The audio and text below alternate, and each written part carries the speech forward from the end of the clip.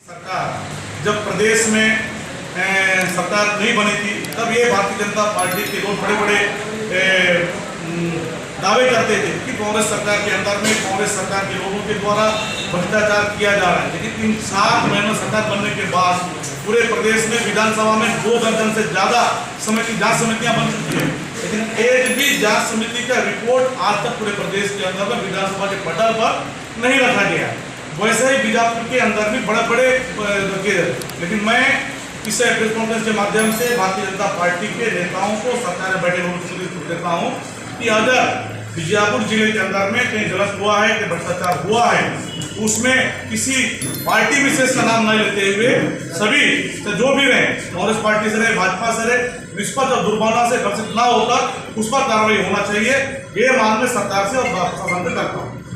Party की शुरू से ही नीति नियम रही है किसी तरीके से दबे कुचले शोषित समाज को दबाया जाए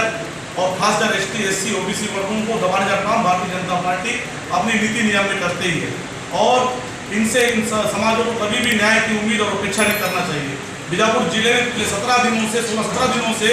2 पीड़ित युवा खासकर कलेक्टर के सामने जाते हैं, एसपी के सामने जाते हैं, प्रशासन करते हैं और समाज उसके बाद उनसे समर्थन में बाध्य होकर रैली धरना प्रदर्शन करता है। उसके बाद पर्यंत तक भी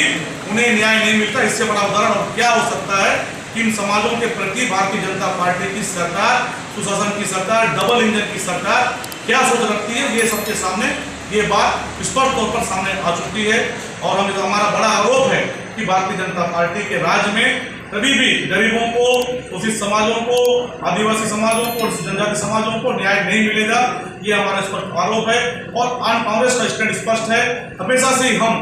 जो शोषित समाज, गरीब वर्गों के लिए, पीड़ितों के लिए, एससी समाजों के लिए और जो भी अन्य ऐसे पूरे उनके लिए लड़ाई लड़ने जाता हूँ, कांग्रेस पार्टी करेगी। इस पूरे मामले को लेकर हमने हमारे प्रदेश कांग्रेस कमेटी के अध्यक्ष आदरणीय दीपक बेग जी से, पूर्व मुख्यमंत्री आदरणीय भूपेश बघेल जी से, नेता प्रतिपक्ष चरणदास महंत जी से और अन्य नेताओं का हमारे बस्तर के पूर्व मंत्री प्रभात लखमा जी से बात हुआ है। उन सबने इस मामले को लेकर नाराजगी व्यक्त की है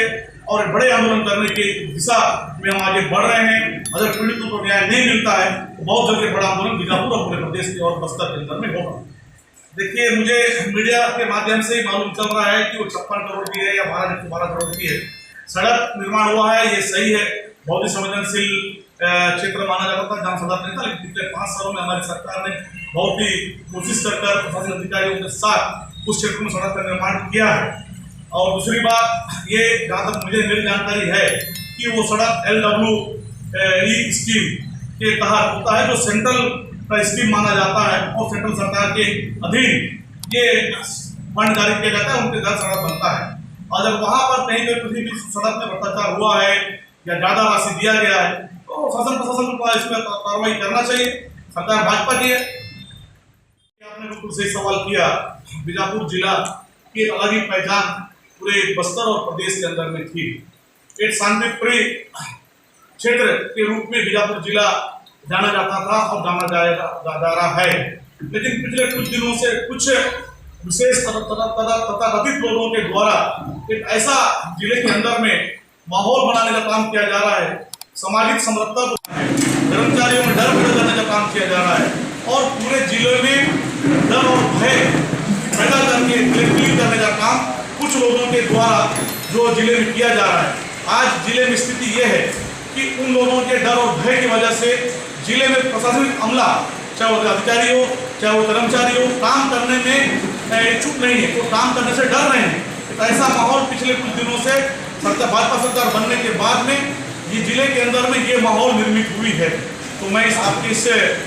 सवाल के जवाब में भी सरकार से भी मांग करूँगा कि वे इस शांतिप्रिय जिले को, क्षेत्र को शांतिप्रिय रखने के लिए कदम उठाएं और जो सामाजिक समरसता जो बिगाड़ने का काम कर रहे हैं, जिले को बदनाम करने का जो काम कर रहे हैं, ऐसे उनके ऊपर बड़ी कार्रवाई करें। तो बड़े बड़े भ्रष्टाचार की बात करते थे ना, सरकार बने 6 महीना हुआ है, एक भी उनके द्वारा आरोप लगाए हुए आरोप उनको सिद्ध वो नहीं कर पाए कि कांग्रेस के किस नेता ने भ्रष्टाचार किया, विधायक ने भ्रष्टाचार किया। एक भी ऐसा प्रकरण नहीं है जो बड़े बड़े उन्होंने दावे किए थे कि किसी भी प्रकरण में उन्होंने सिद्ध नहीं कर पाया। बल्कि हमने सरकार बनने के बाद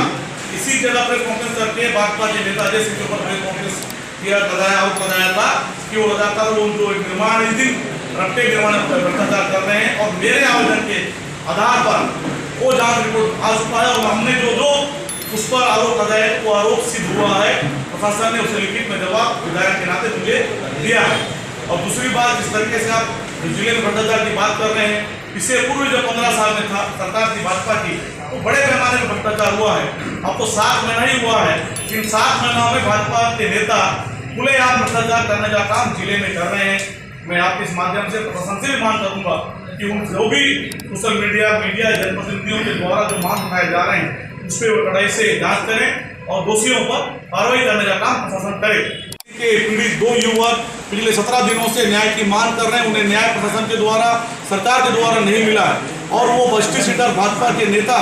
अजय सिंह के द्वारा खुलेआम उन्हें डराया धमकाया और जाति से गाली गलौज देने का आरोप उन पर लगा है। उसके बाद उनके ऊपर कार्रवाई नहीं कर उन्हें राजनीतिक संरक्षण देने का काम भारतीय जनता पार्टी की डबल इंजन सुशासन की सरकार कर रही है। हमारा स्पष्ट आरोप है कि ऐसे गुंडों असामाजिक तत्वों को भाजपा सरकार राजनीतिक संरक्षण दे रही है और ये सरकारी संरक्षण के रूप में सरकारी गुंडा बनकर जिले में डर और भय और आतंक फैलाने का काम ये कर रहे हैं।